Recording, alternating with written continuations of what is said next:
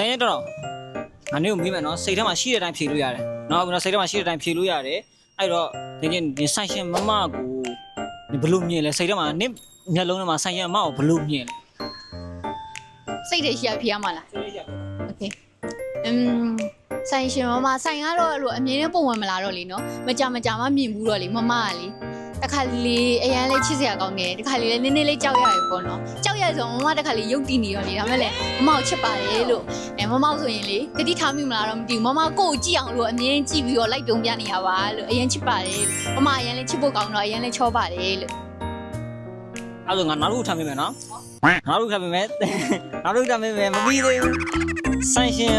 မမကိုနင်းချစ်လားမချူလားဒါလည်းစိတ်ထဲရှိတဲ့အတိုင်းဖြေလို့ရတယ်ချင်း ဆိုင်ရှင်မမကိုချစ်ပါတယ်ရှင်ဒါစိတ်တွေရှိတဲ့အတိုင်းတော့မလိမ်ဘူးတော့အတိတ်ပြောချစ်ပါတယ်ရှင် အဲ့ဆိုတဲ့နောက်ဆုံးမေးကုန်အခုဒီဗီဒီယိုကွာဟိုငါတို့ဆိုင်ရှင်အမကြည့်နေမယ်ကွာအဲ့လိုဆိုင်ရှင်အမအဲ့လိုကြည့်နေမယ်ဆိုရင်အမကိုပြောချင်တဲ့စကားတင်နေဘာပြောချင်လဲအမအားလေတစ်ချက်လောက်ပြောပြောချင်တဲ့စကားက